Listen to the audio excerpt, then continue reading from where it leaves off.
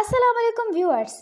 अॼु जे हिन तेज़ रफ़्तार दौर में जिते हर शख़्स पंहिंजी ज़िंदगीअ खे आसान बणाइण जी ख़्वाहिश रखे थो, पर हक़ीक़त में इन जो उसूल तमामु मुश्किल नज़र ईंदो आहे। माया ग्रोस पंहिंजी मशहूर किताब इनवैल्यूएबल में ज़िंदगीअ खे अहसन तरीक़े सां गुज़ारण जे लाइ हिन सदीअ जूं 10 बहितरीन सलाहियतूं ॿुधायूं आहिनि। अॼु असां जंहिं ज़बरदस्त स्किल जे बारे में ॻाल्हाईंदासीं उहो आहे प्रॉब्लम सॉल्विंग। असां पंहिंजे रोज़मर्रा ज़िंदगीअ में केतिरनि ई नंढनि ऐं वॾनि चैलेंजिस जो सामनो कंदा आहियूं। प्रॉब्लम सॉल्विंग यानी पंहिंजे मसइलनि खे अहसन तरीक़े सां हल करणु। इहा हिकु अहिड़ी सलाहियत आहे जेका ज़िंदगीअ जे हर मामले में तव्हांखे ॿियनि खां मुमताज़ कंदी आहे।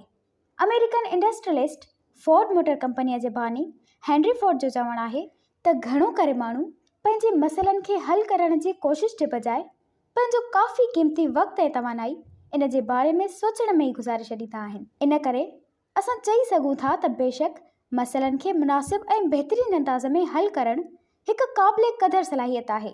मशहूर पब्लिक स्पीकर ऐं लाइफ कोच टोनी रॉबिन्स जो चवणु आहे त पंहिंजे मसइलनि खे सुञाणो, पर पंहिंजी ताक़त ऐं तवानाईअ खे सिर्फ़ु हल कढण लाइ सर्फ कयो। कुदरत जे तरफ़ खां हर कंहिं में इहा सलाहियत घटि या वधि मौजूदु हूंदी आहे, पर ज़रूरत जे मुताबिक़ इंसानु पंहिंजी सलाहियत में इज़ाफ़ो बि करे सघे थो। हिते सुवालु इहो आहे त उहे कहिड़ा अमल आहिनि जिन खे अपनाए असां बि इन सलाहियत खे निखारे सघूं था। मुसन्निफ़ा इन स्किल मां फ़ाइदो वठण जे लाइ 3 अहम मरहलनि जो ज़िक्र कयो आहे। अचो ॾिसूं त असां पंहिंजी इन स्किल खे निखारण में कीअं कामयाबु थी सघूं था। Step number 1, find your pens. पंहिंजे तकलीफ़नि ऐं परेशानियुनि खे सुञाणो। मसइलनि खे बहितरीन अंदाज़ में हल करण जे लाइ ज़रूरी आहे त सभ खां पहिरियां मुअसर निशानदेही कई वञे। अहिड़े मौक़े जी तलाश में रहो जिते नयूं शयूं सिखण ऐं बहितरीन कारकर्दगी ॾेखारण जो मौक़ो मिले।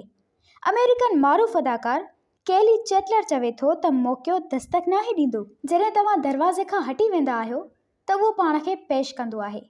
इन करे मुसलसल नवां मौक़ा तलाश कंदा रहो। स्टेप नंबर 2, हाउ टू सॉल्व प्रॉब्लम्स, यानी पंहिंजे मसइलनि खे कीअं हल कयो वञे। जॾहिं बि काई मुश्किल पेश अचे त तव्हां हुन खे सिखण ऐं अॻिते वधण जो नओं मौक़ो सम्झो। आइंस्टाइन जे मुताबिक़ हर मुश्किल पाण सां गॾु आसानी खणी ईंदी आहे, जॾहिं त थॉमस एडिसन असांजी रहनुमाई कंदे चयो आहे त अक्सर माण्हू सुठे मौक़े खे विञाए छॾींदा आहिनि छो त ही कम ऐं ज़िमेदारीअ खां परे भॼंदा आहिनि। इन करे असांखे घुर्जे त असां इन जी तलाश में हुजूं। बकौल बर्नर्ड रसेल जे सिर्फ़ु हिकु ई शइ आहे जेका इंसान जी निजात जो बाइस बणबी आहे, उहा आहे ताउन। इन लाइ जिते मुमकिन थिए हिक ॿिए जे मसइलनि खे हल करण में ताउन मां कमु वठो। इन जे अलावा मसइलनि खे हल करण जे लाइ पसे मंज़र जी सोच खे इस्तेमालु कयो।